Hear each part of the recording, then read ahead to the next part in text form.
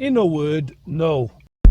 First, a bit of background. If you want to skip through the video, I'll put timestamps below. This turbo timer came with the Project Octavia that I'm working on at the moment. But what it started to do was randomly work, and then it would have a 30-second timer on it. So if I stopped at a gas station to put some petrol in it, maybe it would want to run for 30 seconds.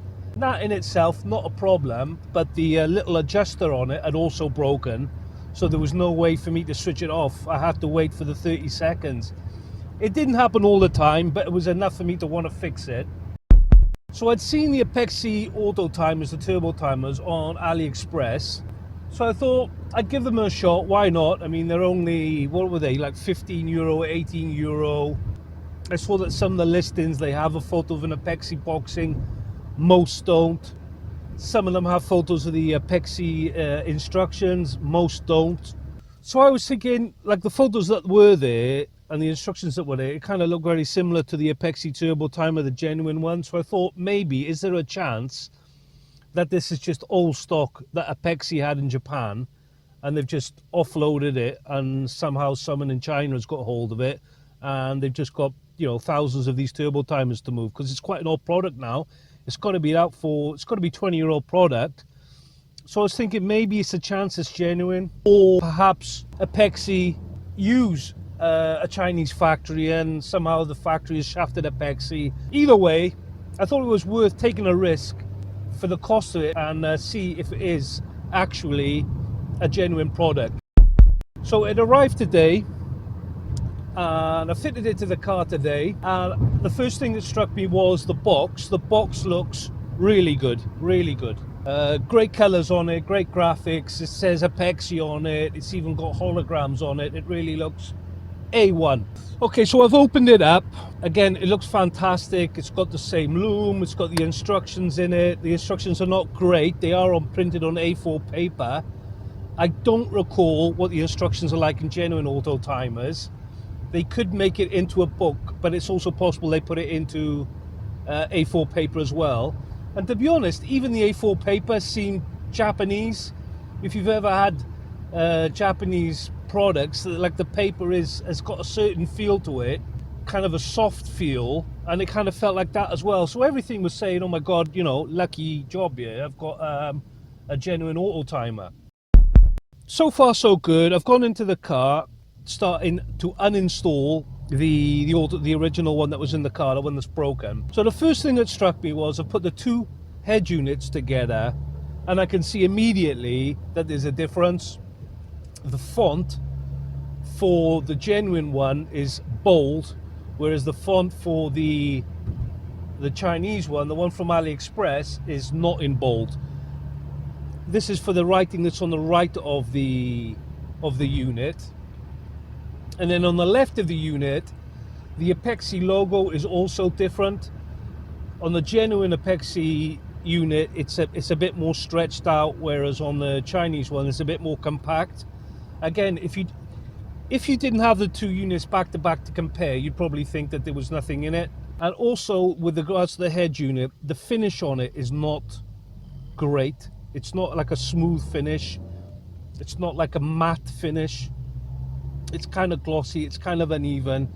It's just not the same as an Apexi auto timer. In my experience, the Apexi turbo timers, auto timers, with a very smooth body on them, slightly matte, very slightly matte, and it's smooth. Whereas the Chinese one just isn't. And I think on that alone, if you were in any doubt, you could tell from that, from the finish. So that's the head unit. I can't say if the adjuster is different or not, or feels different, because like I said, on the one that was in the Octavia was broken, so I can't tell you anything about that. After that, alarm bells were ringing. So the next thing then was to go on to the control boxes of the two units.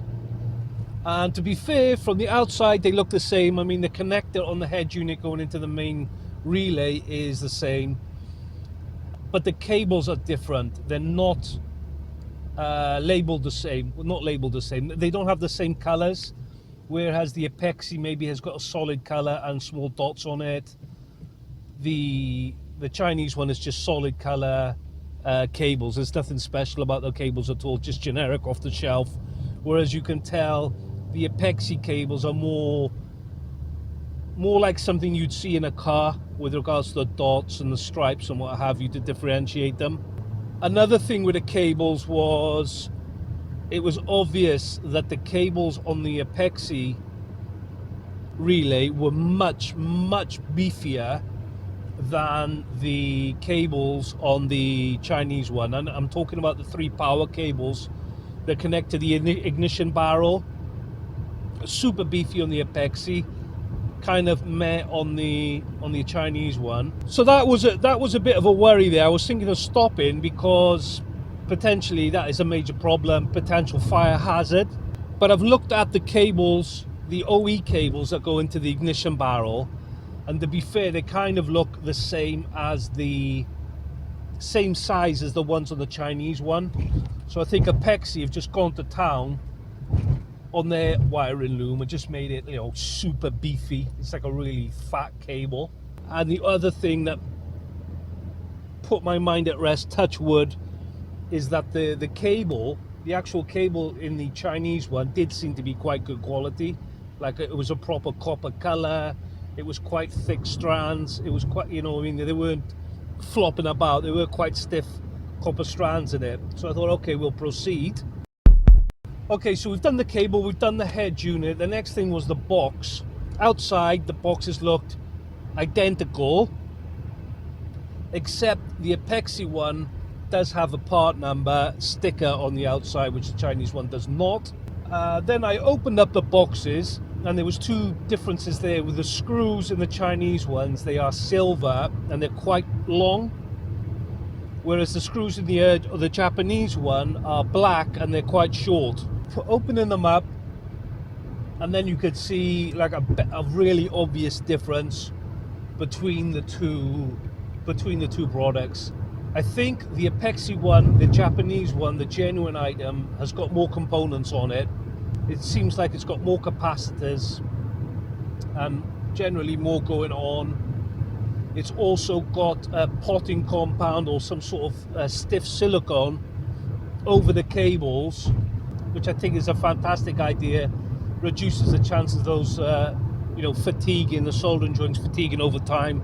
Plus they were in a nice shape, a nice little arc. The Chinese one, it just looked a bit plainer. They were just in a straight line, the soldering connections, and it definitely looked like, to me anyway, that there was less components on the board, and they hadn't done any potting on the board either. The Apexi one, the genuine one, just looks much better quality. Basically, it looks like they put more of an effort into it. So that's the circuit board, the head unit, the wiring. Then I've wired it into the car. I said that the cables are not exactly the same color, like with the dots on the Apexi, for example, but generally they are the same color. Like green on the Chinese one is green and with white dots, for example, on the Apexi one. So you can tell what is the equivalent wire on each loom. From there, I've cut the original loom and then I've just wired them up. I've just matched the colors, basically red to red, blue, green, green, etc. And then wired up the 3, what was it? You've got a very thin wires then, which are for sensors. I think one's handbrake, oxygen sensor, and something else, which I don't remember. So I've wired it all up, turned the ignition on, works fine. Very bright LED on it, nice and crisp. I can go into all the menus, it seems to work fine. The one issue I did see with it, but maybe that's because I'm yet to drive the car for 5-10 minutes, is that the lambda sensor says it's just got the 3 dashes, which says it hasn't come up to temperature yet. But that could be just down to me not giving enough time for the lambda sensor to warm up. So we'll just assume that's working at the moment. And another problem I found, which could be related to not giving the lambda sensor enough time to warm up, is that if I put it to automatic, you can set an automatic time or a manual time for the amount the engine will run when you switch it off. If I put it on automatic, that just counts up. Like it starts at 10 and it counts 15, 20, 25, 30, 35. it just keeps counting up as the engine is on. Actually, what I'll do is I'll put a comment below in about a week or something, and I'll let you know what happened with that lambda signal and what happens with the automatic idle time. And then we come on to the last issue problem, which is absolutely 100% confirmed. It is a problem and it is a deal breaker for me. When you switch the engine off, this fake turbo timer will cut the power for like a fraction of a second until the relay cuts back in, and then switch everything back on again. It's just short enough that it doesn't kill the engine, but you can feel it just switches everything off and switches everything back on again. Like, it's very quick. There's a delay in the relay activating.